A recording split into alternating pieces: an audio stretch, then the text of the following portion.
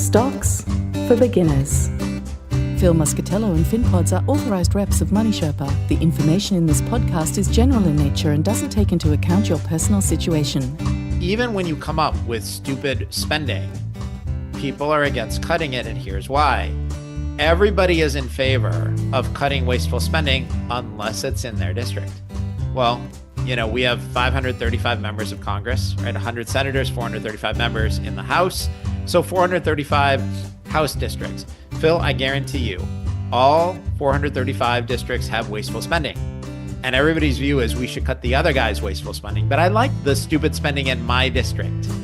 And so, again, we're at a point where compromise means, okay, we're going to spend money on the dumb things I want. You can spend money on the dumb things you want. See, we've compromised. Hi, and welcome back to Stocks for Beginners. I'm Phil Muscatello. Today, we're peeling back the multiple layers of inflation, government spending, and the broader implications for investors with Gary Brode of Deep Knowledge Investing. Hello, Gary. Hey, Phil. Thanks for having me back. Always good to speak with you. And always good to speak with you because we know this is your favourite hobby horse. Gary's it's latest... not my fault the U.S. government keeps making the same mistakes again and again and again. And someone's got to point it out to them, and you're the guy. Yeah. Gary's latest ebook challenges many of the mainstream narratives around inflation, like the supply chain or corporate greed, and directs the blame squarely at those who control the supply of money. But what does this mean for investors? Gary's here to share why he believes more inflation is inevitable and how we, as investors, can avoid the Kool-Aid. We're recording today on Thursday, the 14th of November, so by the time this comes out, things might have moved because these things are a bit fast moving. But what is the latest view of inflation in the US? Well, Phil, earlier this week, we got a CPI, a consumer price index, that actually increased. So the core number, which excludes energy and food, that's been sticky for months. That hasn't gone down since May. But we actually saw an increase in the regular CPI. So when people talk about inflation, they're typically talking about the CPI. Earlier today, we also got an elevated PPI, that stands for Producer Price Index, and that actually increased and is back above 3%. And the reason that matters is the PPI leads the CPI. So what happens is producers will have higher costs, and that over the following quarter or two will make its way into the things that you and I buy and end up in higher prices. So we're seeing both of these things lift just 2 months after the Federal Reserve cut rates. Now, at the time, I said, the Fed's going to cut and it's premature. They're making a mistake. They shouldn't do this so quickly. And, the proof that we were right is that inflation has increased since then. Now, inflation, I don't believe, has increased as a result of Federal Reserve actions over the last couple of months. These things typically take, a quarter or so to work their way through the system. It's not like the Fed changes the Fed funds rate and all of a sudden everybody, changes their pricing. But the fact is that they cut rates twice, once last week, once in September, prior to having inflation under control. So that's where we are as of today. So what's causing inflation? But before you talk about what's causing inflation, what do people think is causing inflation? Where is the blame game being placed? Yeah. So, and we should talk about that. We should also talk about why there's a blame game, why it is in certain people's interest to obscure the source of inflation. Over the last couple of years, we've heard it's been blamed on the pandemic, COVID, supply chains, Vladimir Putin, greedy corporations, greedflation, evil CEOs, the boogeyman. Shrinkflation, that's another one that come out, isn't it? Yeah, exactly. So let's talk about why some of these ideas are wrong, and then we can talk about who's really at fault here. So first of all, COVID did cause supply chain issues. Some of the ports were closed for a while, factories were closed. You had situations where, like auto manufacturers, they would make cars and then they would literally just put them in the desert, sitting outside unfinished because they were waiting for computer chips, right? And if ports were closed or manufacturing was shut down, there were legitimate issues there. So people have said, well, that's the reason.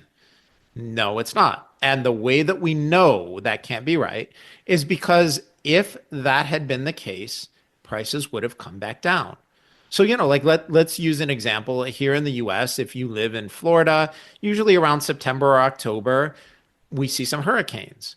Well, what happens when a big hurricane comes through? The price of water goes up, the price of generators goes up. If you're trying to buy when everybody else is trying to buy, you have momentary supply shocks. And the minute that supply shock is over, prices come back down to normal levels. But that didn't happen with the supply lines. And at this point, we're years past all of this being fixed. So that didn't happen. And blaming Vladimir Putin is as good as blaming the boogeyman. Nobody needs to prove it. Okay, but what does Putin really have control over? The only thing that Russia really exports in size is energy. Okay, yeah, we did have a spike in energy prices in 2022. Guess what's happened since then? It's come back down. And that's the main reason why the core CPI, which again excludes food and energy, has been running higher than the regular CPI because energy prices have been coming down and they've back down to pre-pandemic levels, right? We've seen Brent crude back in the 70 something dollar range. So it wasn't Putin, or the boogeyman. People blame greedy corporations. That's a political attack. And, one of my favorite lines on this, it is typically, and I don't care if you're listening to this, I don't care who you vote for. I'm, deep knowledge investing is nonpartisan. But frequently the greedy corporation claim is made by Democrats when they're in office, which leads everybody to ask, well, why weren't they greedy when Republicans were in office? What is it about Democratic leadership that made the corporations greedy? I'm going to tell all of you, regardless of whether you vote left, vote right, whether you're conservative, liberal, I don't care. Corporations have always been greedy. That it is their responsibility to be so. And in a capitalist system, the way a greedy corporation makes a lot of money is by offering a great product at good prices or by offering a good product at great prices. Basically offering their customers an attractive value proposition. Well, that's always been the case. And in a capitalist system, if a corporation gets too greedy, guess what? There's always competition saying, we'll take lower margins. We'll undercut you. And by the way, that is how Walmart built themselves into the largest retail operation in the country. It is how Amazon built themselves into the largest retail operation in the world. It's how Costco built themselves into a gigantic membership business. It's now trading at like 50 times earnings, something like that. They all built themselves enormous businesses by competing on service, but really on price. So how is this happening? And, they were complaining a lot about greedy supermarkets, but the net margins on a supermarket business have been around 1.4% for years. And to give you a sense of how thin 1.4% is, Phil, if you walk into a supermarket and you were to steal a $10 item, right? Because it's too expensive, greedy corporation, they don't need it. Want to guess how much that supermarket needs to sell to make up the loss from your $10 item that you stole? You want to guess how I know much? it's going to be 10 times as much. They're going to have to $100. No, sorry, $1,000. Yeah, $700. something like that. So the margins on this business are so thin that if somebody steals a $10 piece of fish, that supermarket needs to sell $700 of other stuff just to make up that loss. I know, it's astonishing. Gary, it really astonishes me because we've got a similar situation here in Australia where the government has called what we have a royal commission into the supermarkets because they've seen our inflation problem is a bit worse than the United States at the moment. And so the government is calling this commission to look into the greedy supermarket chains to see how that they're ripping off consumers. And to me, it seems like they're just pointing the fingers somewhere else. It's not our problem. It's these greedy corporations that are doing it. Right. And it's a very popular thing to do. It's populist, very popular. Yeah. Right. The politicians present themselves as the protectors of the little guy and, that evil supermarket, except if somebody could make money instead of at a, 1.4% net margin at a, 0.7% net margin, they do that. At some point you have to cover your cost of capital, and these businesses run on very tight margins. So none of these things are accurate, and politicians have no interest in making them accurate. It's in their interest to obfuscate this.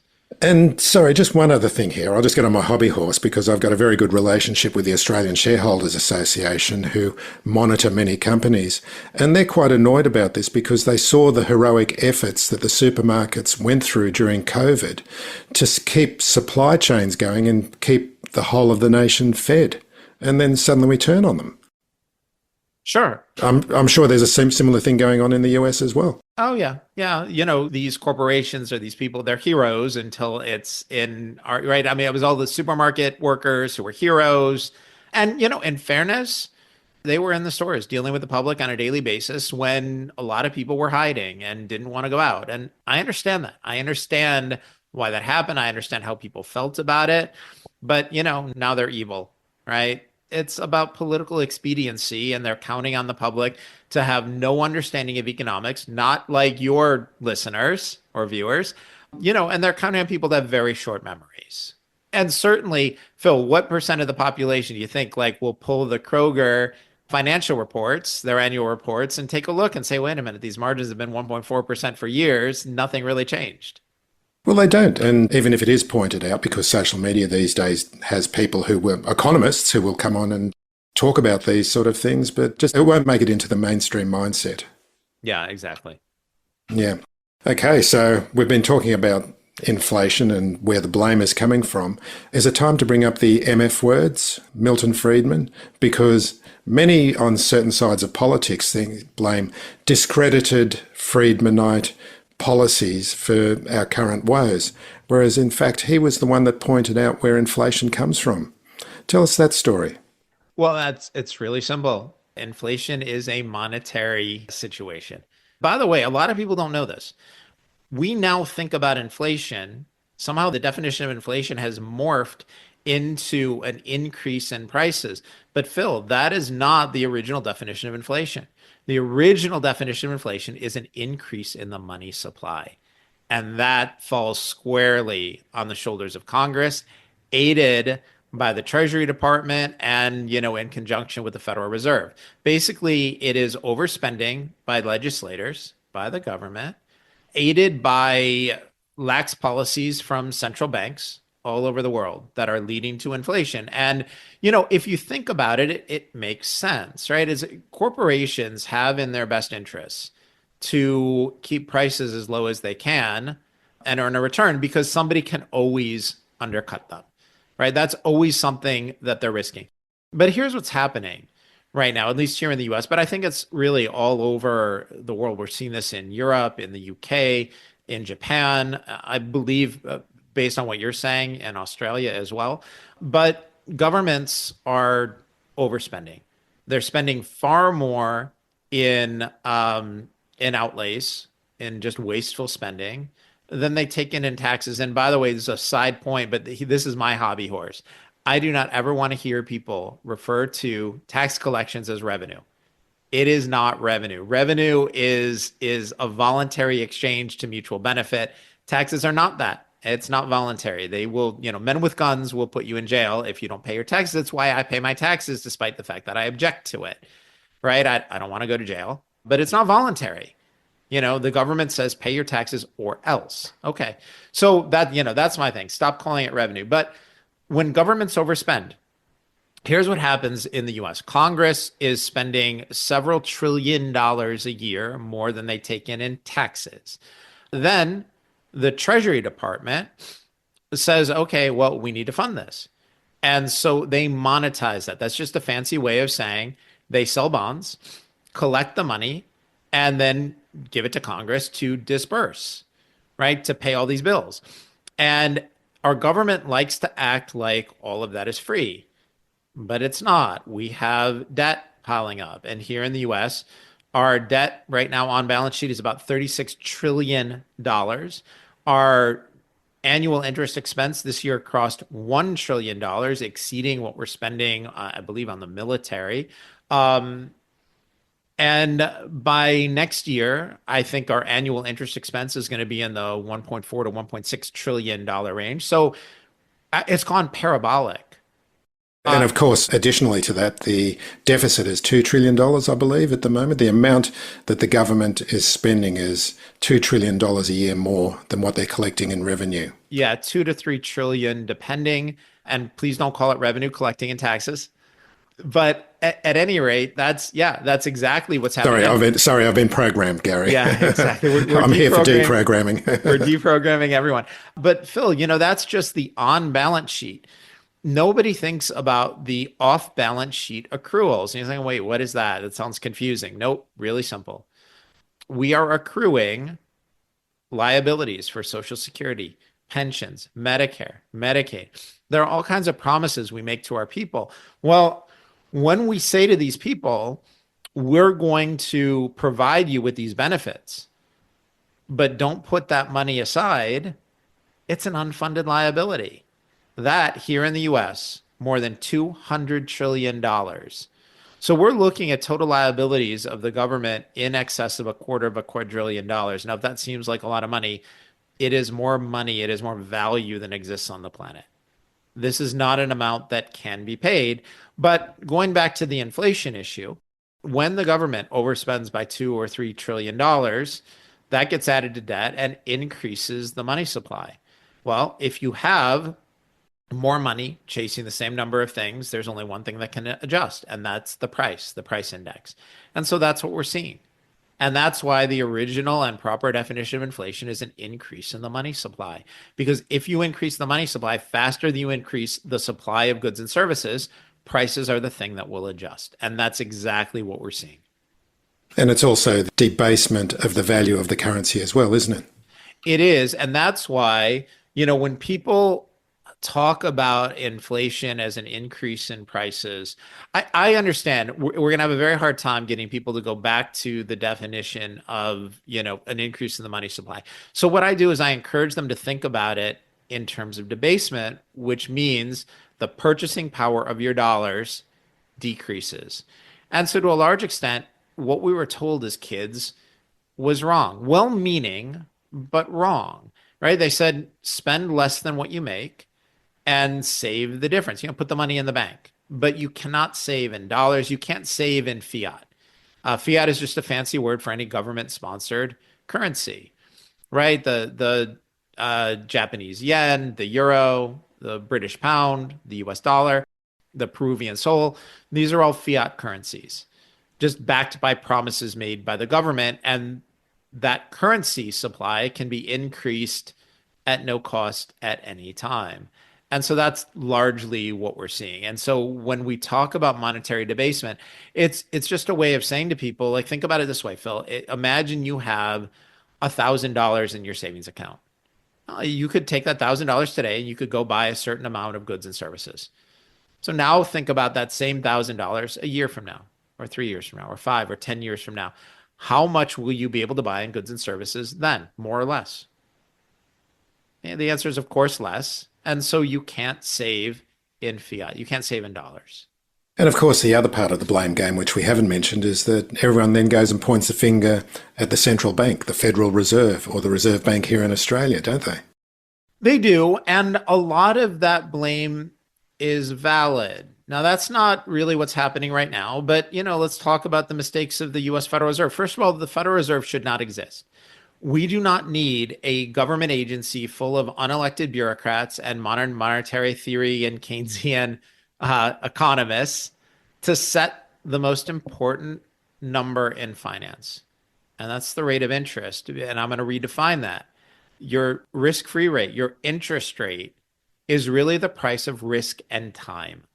We don't need government bureaucrats to do that. And the reason the Federal Reserve exists is so that the government can control the issuance of money, so they can control the size of the money supply, so they can debase the currency.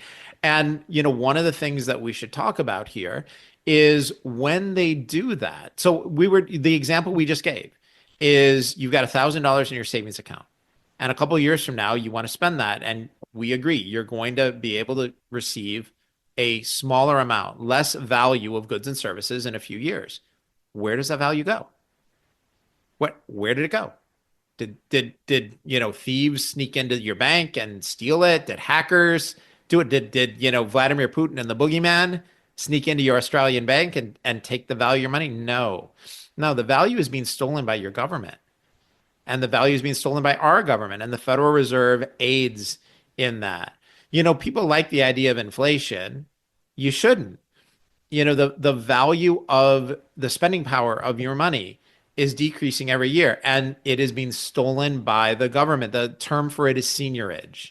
That's what seigniorage is, because it costs the government nothing to issue new currency, right? It's not like they have to mint gold and they're giving out something of value.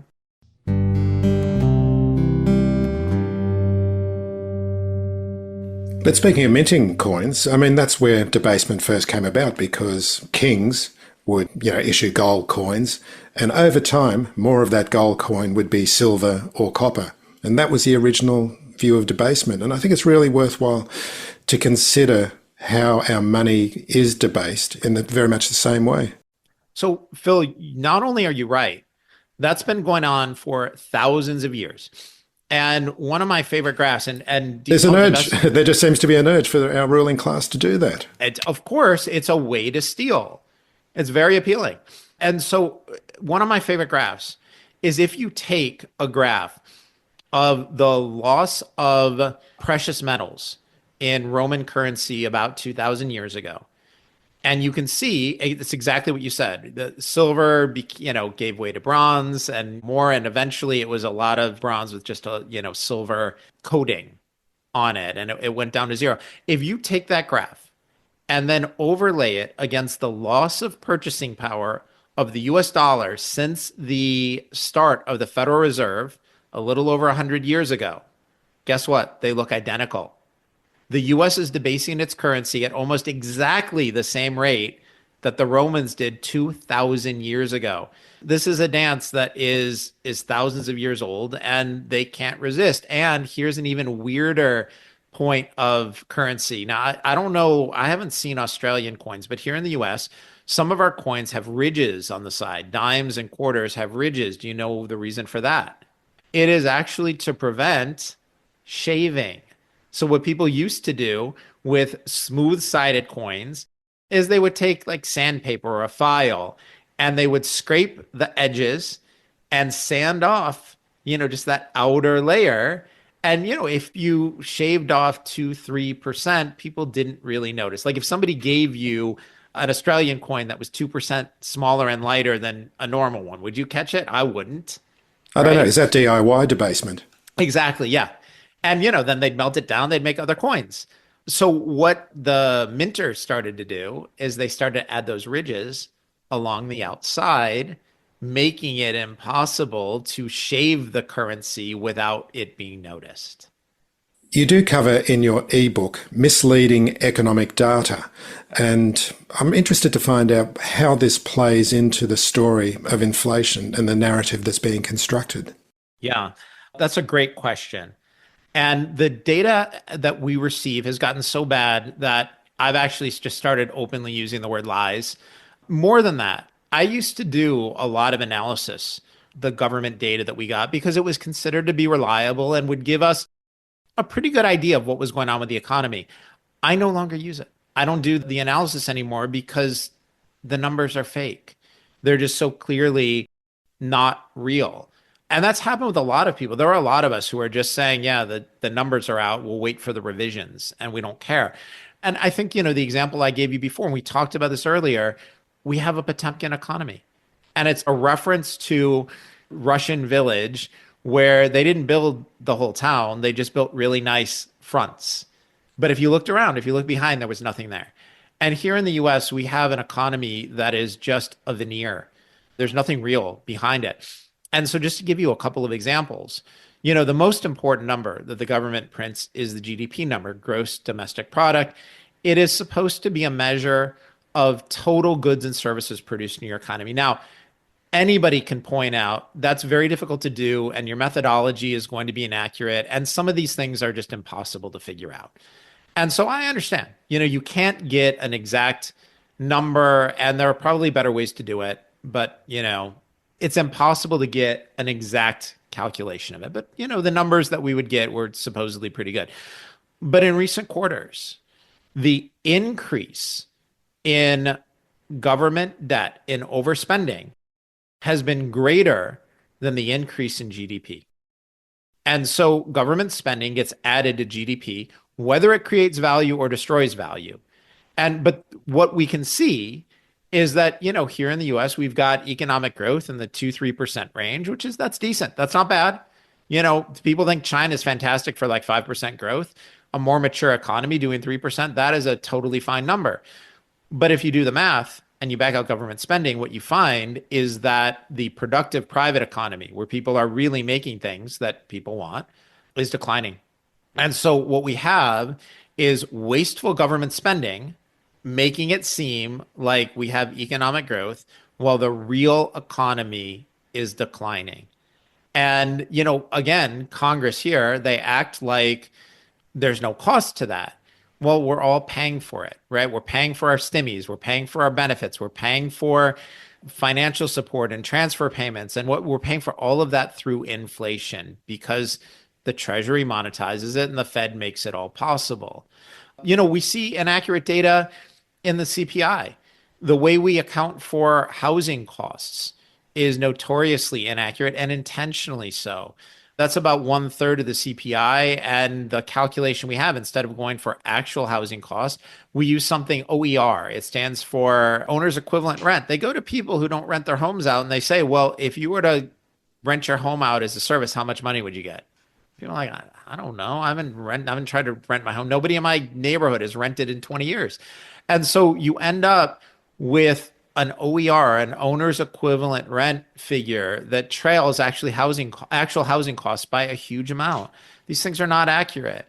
Food costs. The government keeps telling us that food inflation is 1% to 2%.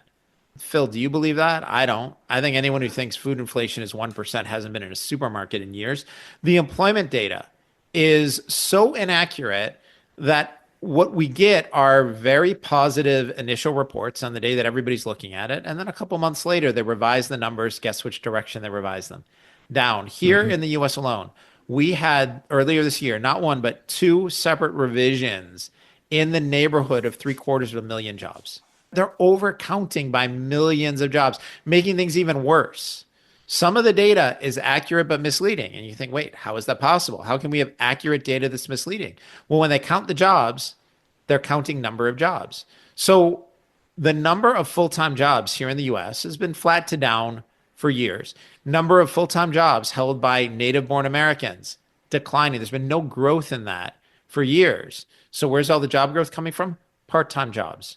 We don't have more people working. We have the same number of people working more jobs to make ends meet, and they're telling us that this is a great economy. There's no part of this that's accurate or honest or designed to provide analysis that allows us to, one, as a financial analyst, to analyze the state of the economy. But more importantly, the government is obfuscating the state of the economy. And so they're spending and making plans based on projections where their inputs are complete nonsense. They're saying, hey, the economy's in great shape. Well, but if it's not, then your spending plans are not going to be matched by the taxes that you take in. And that's part of what we see. And Gary, look, really, the solution to all of this is to tax the rich more, isn't it? Yeah, that's always, where we go. That old story. Yeah. If you take a look, we have an extremely progressive tax regime here in the US. The top 1% pays something like 1/3 of our taxes. The top 10% pay something like 80% of our taxes. And so progressive, just to define that term, progressive means that the more you earn, the more you're going to pay in taxes. I actually have heard one commentator say maybe they should tax the poor more to make them try harder. Well, here's the issue. The issue isn't that we should make life more difficult. That's a joke, by the way, listeners. No, I get that. But let's actually address it. Like, let's take this seriously. Here in the US, a little over 50% of the country pays no income taxes. Now, they do pay other taxes, but they're not paying into the system. And the issue with that is they don't bear the burden of their decisions. And so it's very easy for them to say, well, wait a minute, we don't pay taxes. Let's vote ourselves a bigger share of what other people are doing. And that kind of populism seems really appealing until your high earners say, I don't really need to work that hard if you're going to tax me that much. Or, we're starting to see very, very wealthy people leave their countries of birth, their countries of origin, and say, you know what, I'm going to take my business and my life and my assets to places where capital will be treated better. And, we're starting to see that. But having a situation where people can vote for more of what other people have at no cost to themselves doesn't lead anywhere good. It's not that we should be making life difficult for people. It's that people should feel some consequences to saying we need a bigger government. Regardless of all that, the language that's always used is people say, well, the rich should just pay their fair share. By the way, Phil, I have been hearing people talk about fair share for at least 40 years here in the US. The beauty of using a term like fair share is, one, what reasonable person could be against it? Phil, are you against being fair? Do you want to come out in public and say you're against fair, yeah. Right? It's sort of this language that forces people to agree because it sounds so reasonable, but it's also not definite. It's an indefinite word. How much is the fair share? And the answer is more, always more. I would love for us to have a discussion where we define what fair share is, and then that's the definition. But the answer to fair share is always, always more. And it's a way of hiding the problem, making all of this worse. Even if, we take the billionaires and the multi-billionaires and we just tax them at 100%, it's not enough. It won't pay off the debt. And it certainly won't get us close to the $250 billion that we owe. And remember something, the problem with stealing from people is you can only do it once. Once you take all of their assets, then they no longer control those productive assets. And you say, okay, well, we'll just tax their income a lot. Even if you want to assume that people will work as hard and be as productive when they don't get to keep the benefits of that, and say, you know what, it's my duty to work for everybody else, do the math on it. They don't have enough money to pay for our debts. And so, one of the things I see is Congress always says, okay, we're going to increase taxes, but don't worry, it's only on the super wealthy. Those millionaires, those billionaires, the guys worth $100 billion, they can afford it. And everyone says, yeah, well, great. Let's tax them. They can afford it. Well, guess what?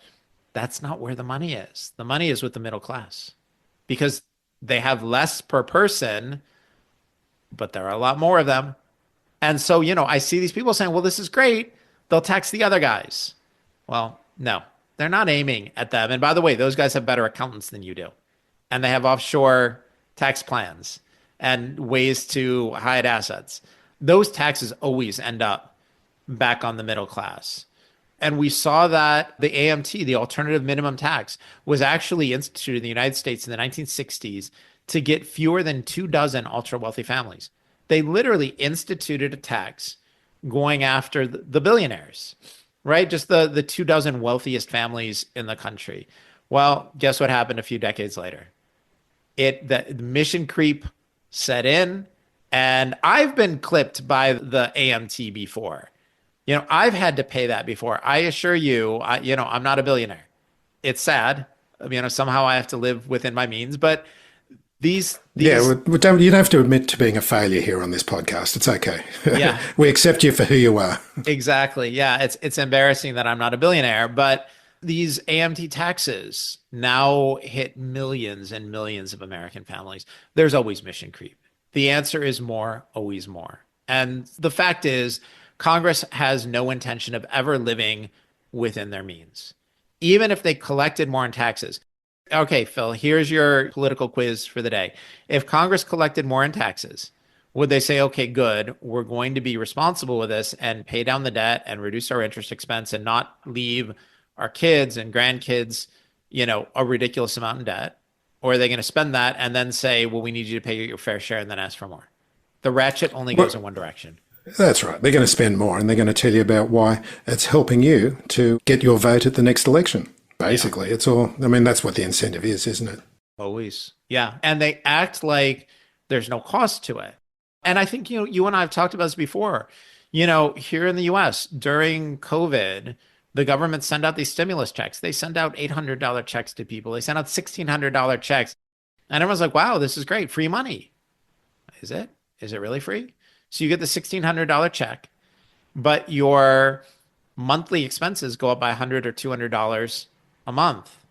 Well, guess what? You're paying for your stimmies. You're paying for that. And then what happens the following year? The government doesn't send you that check. Well, prices haven't come down.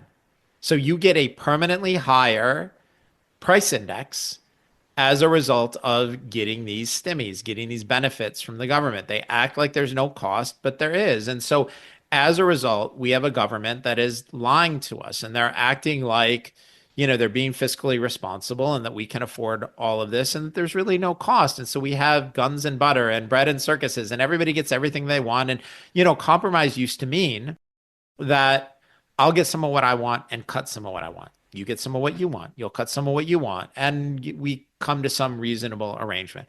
Now, compromise means I get everything I want and you get everything you want. I won't block your spending plans. You don't block my spending plans. The ratchet only goes one direction. We just spend more and more and more. And we pretend that there's no cost to it. But when you increase the money supply without creating more goods and services, the only thing that adjusts is price. We keep coming back to it, but this is how they steal. Okay, so we're an investment podcast. Now, we could react to all of this information in many ways. We could curl up in the fetal position. We could become survivalists and store lots of ammo and tin goods. But we want to use this information to make better investment decisions. What are you thinking at the moment? I think a few things. First of all, this is not going to stop. It should. I'd like it to. We're not going to get our way. So it's exactly what you said. We can curl up and cry and bitch and moan about it and be upset. I don't want to spend my days like that, right? And the beauty of being an investor is we can still take advantage of bad policy, bad decisions, bad markets, bad outcomes. There are things that we can do. So the number one thing that I think about doing when I look at a continuing inflationary environment is to own hard assets. Owning things like real estate where you can leverage, you can basically short the dollar and borrow in fiat and own hard assets. That's a great thing to do. Although I wouldn't want to own commercial real estate or office real estate right now, but that's a different story. But, if you owned your own home and refinanced your mortgage in 2021, which was, something I did, that's worked out really well.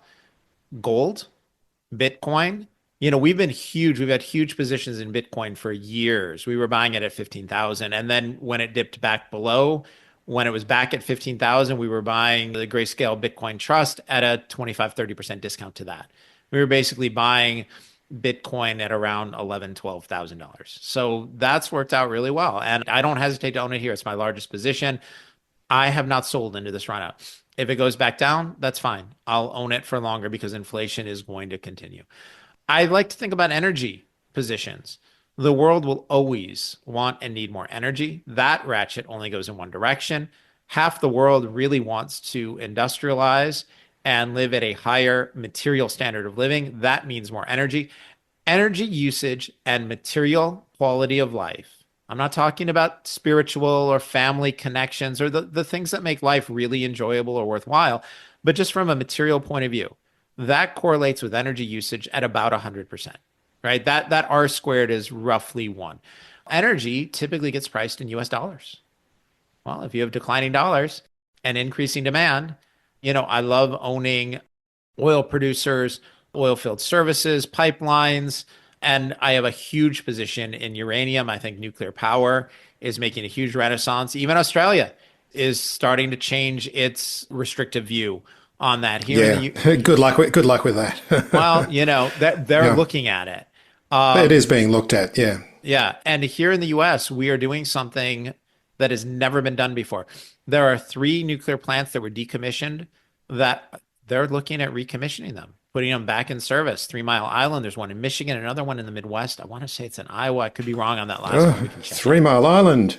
No. Yeah, but guess what? They're putting it back together. So that's a way to do it. And then, the core of what I do is finding undervalued high growth stocks where there's some sort of misperception, where the market has it wrong. And, I'm finding some things right now that I really like, where there's the possibility to make 3, 5, 10 times your money over the next 5 years. And I want to be in positions like that. So there are lots of things that can be done. And so, people are very focused on the Federal Reserve, but the Fed isn't in the driver's seat anymore. They've really been sidelined. So you don't believe the Fed has any say in this or can do anything? They've got nothing to offer us. So that's overstating it a little bit. It's not nothing, but here's the situation with the Federal Reserve. First of all, they kept the Fed funds rate far too low for far too long. They blew up their balance sheet to $9 trillion. A lot of the inflation that we're experiencing now is absolutely falls on the shoulders of the Federal Reserve. The problem is that right now it's Congress that's overspending and the Treasury Department that's monetizing. So here's what happens. Let's say you're the Federal Reserve and you're doing, what they're doing right now, which is lowering interest rates. Well, when you do that, you end up spiking the economy and creating more inflation. A sugar hit, yeah. Yeah, exactly. Okay, that's the direction we're going now. Now, somebody could say, well, wait a minute, so you think, we should have higher rates, and I do, but let's talk that one through. When the Fed raises rates, what we end up with, what we just saw, was borrowing cost in the US. Our interest expense just a few years ago was something like $600 billion. Right now, it's north of $1 trillion. Next year, I think we're looking at roughly $1.5 trillion. That's a really big increase. Well, Phil, given that our government has annual deficits, how do we pay that trillion and a half dollars of interest expense? There's only one way. We print money, we monetize it, we increase the money supply. What does that do? That creates inflation. So everybody's looking at the Federal Reserve, but it's really Congress that is in charge right now. I wrote an ebook a year ago called Counterintuitive Inflation, where we basically said the Fed is stuck right now. Whether they lower or raise, we're going to have more inflation, and higher rates don't mean a reduction in inflation. It's really Congress that needs to reduce this. Somebody who I respect an enormous amount, Lynn Alden, I think does phenomenal work. She's referred to this as fiscal dominance. And she's been writing about that for a long time. I think her work on the matter, and I agree with her conclusions. We called it counterintuitive inflation. She called it fiscal dominance.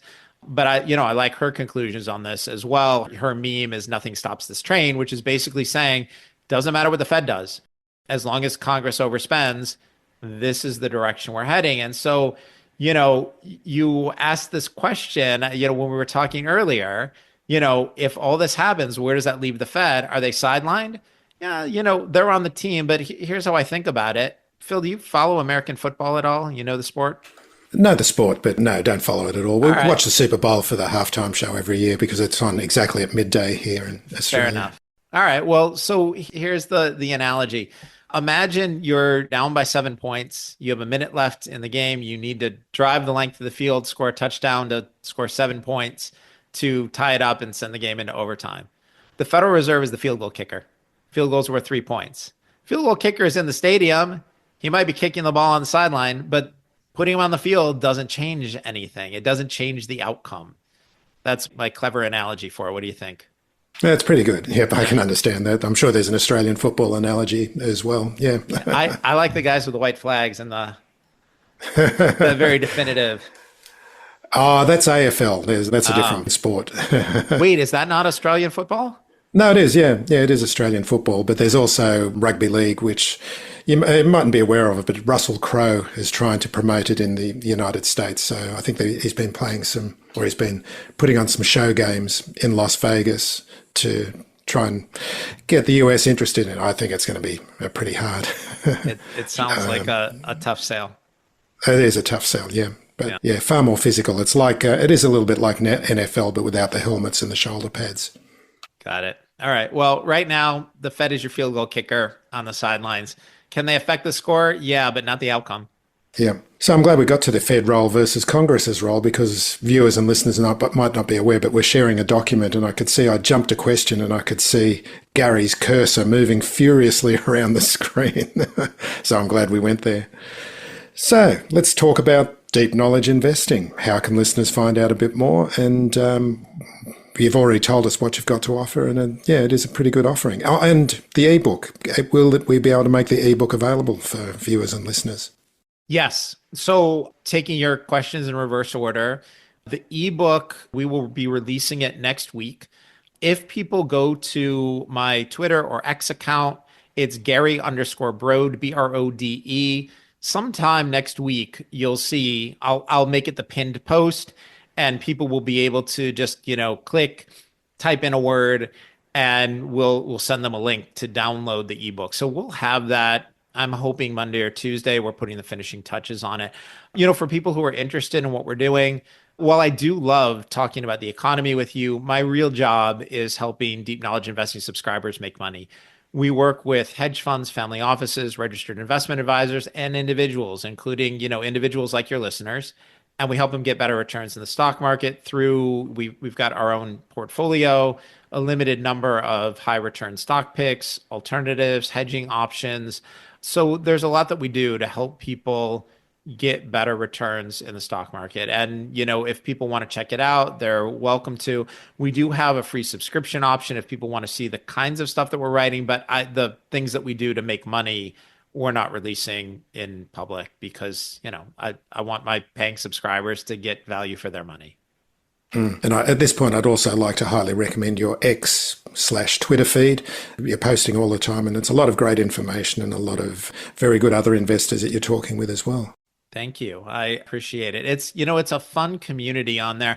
I know, there's been a lot of talk.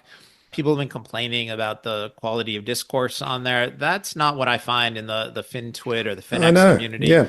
The finance people, even the arguments tend to be really smart people discussing and debating opinions. And, there's a lot of, hey, I don't understand your point. Why do you think this? Can you explain? And people do. And there are a lot of, really, really good investors and economists and analysts who just share their information. And, I try to be one of them, but the peer group there is outstanding. And the quality it is, isn't discussion it? is great. Yeah. Yeah. We've got a couple of economists here in Australia. Warren Hulk Hogan versus Stephen the Kook Kakoulis. And their debates are great in the way that the posters on X will take their arguments and say, well, what about this? And talk to Hulk versus Kook debates. Yeah, and I think it's great. I make my choice whether to engage or not. To me, there are three levels. So there are people who attack me personally because I don't know, they're just socially maladjusted, or just they tend to be people with small accounts who want attention. They figure if they get somebody with a larger account to respond, it'll get them views. And I just block those people because life's too short to deal with abusive idiots. Then there are the people who just say, you're wrong. Okay. I don't know what to do with that. You can disagree. You can tell me I'm wrong, but I don't engage. When people ask me a question or they say, I think you're wrong because, and they make their point, then we can have a discussion. And, we'll go back and discuss and debate and find the points where we agree and the points where we disagree. And, there's no obligation to adopt someone else's point of view, but at least by the end of it, you understand it. And there are people I follow on there who I like and respect because they do great work, but I also disagree with them. And some of the people that I chat with on X, they're people I disagree with on a regular basis. I don't agree with their conclusions, but their work is fantastic. They explain it well. I ask them questions always politely. They give me polite responses.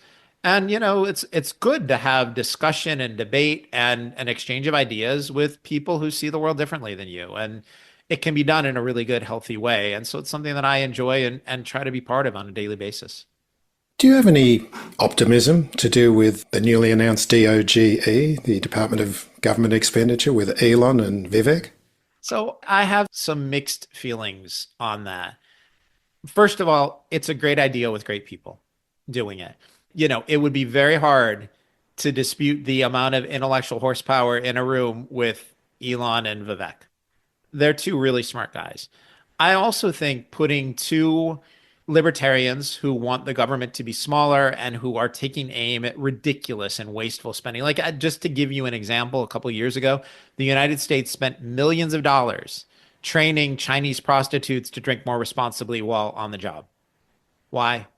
Why are we doing this? We spent tens of millions of dollars to improve name recognition for the Kennedy family in the state of Massachusetts. Why? They're the most famous family in the state. Why are we doing any of this? And the examples just get dumber and dumber and more ridiculous. In fact, the thing that was being passed around on X yesterday was apparently the US government spent millions of dollars to study whether quails have more sex when they're on cocaine. Why we need this information, I don't know. So I think there's a lot of ridiculous spending that could be cut and should be cut, and putting a couple of really smart people who are looking for just this low-hanging fruit in charge of it, to me, makes a lot of sense. And I think it's a great idea, and I'm very much in favor of it. Where I have mixed feelings is I think their ability to succeed in a large way is going to be limited. They do not have official government power. They basically have an office where they can advise the president. Now, does Elon Musk have the ear of President Trump? You better believe he does. Those two talk on a regular basis. And, if I were President Trump, I'd be listening to the guy who funded a very successful reelection campaign. But they don't have authority. They can make recommendations to the president. The president will listen to them. But it's very difficult to cut spending, and that's for two reasons. One, the president doesn't have control of a lot of spending. Most of that goes through Congress. And if Congress votes to spend money on stupid things, right? If they decide they're going to build a $1 billion slingshot to try to shoot gum onto the moon, which is it was the most silly thing I could think of on short notice, and Congress votes to authorize spending for that, it's very difficult to go back later and say, no, you're not going to, the money is authorized. Congress has the power of the purse. If they authorize spending, it's very difficult for somebody who advises the president, but who doesn't have authority, to say to Congress, no, we're cutting the spending. You gave a spending authorization to this government agency, we're closing the agency. That's very difficult to do.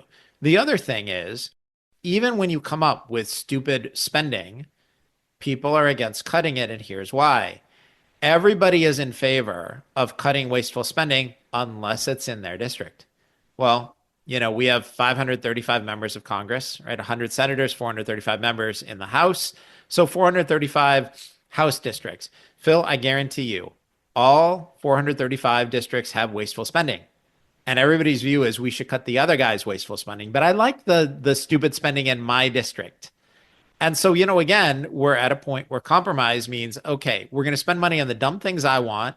You can spend money on the dumb things you want. See, we've compromised. And so, beyond all of that, they're talking about cutting $2 trillion. The discretionary part of the budget is $1.7 trillion. The rest of it is things like interest, the military. That's not going to be cut. Not a chance. And the biggest part are transfer payments, things like Social Security, Medicare, Medicaid, welfare, food stamps, Section 8 housing. Good luck trying to cut any of that. Right. Yeah. It's not like Vivek and Elon have the option to say, we want to cut Social Security spending. By the way, Florida, which has been reliably red the last few elections, we've just given that up. Nobody's doing that. It's not an option. And so I think it's a great idea with great people involved. I think they've got the right people involved. I think it's something that should be done. I'm just cautious on how much impact they're going to have. And by the way, Phil, I want to be wrong. I hope I'm wrong. I hope a year from now you invite me back on this show and topic number 1 is, Gary, let's talk about all the reasons you were wrong about this. I would love to eat crow on your show and talk about how I got this one wrong. I don't think I did, but I'm hoping to be wrong. Okay, well, it's always good to get you back on the program to admit any wrongness. Right. Yes. Gary Brode, thank you very much for joining me today. Thanks for having me, Phil. Always great speaking with you. Thanks for listening to Stocks for Beginners. If you enjoy listening, please take a moment to rate or review in your podcast player, or tell a friend who might want to learn more about investing for their future.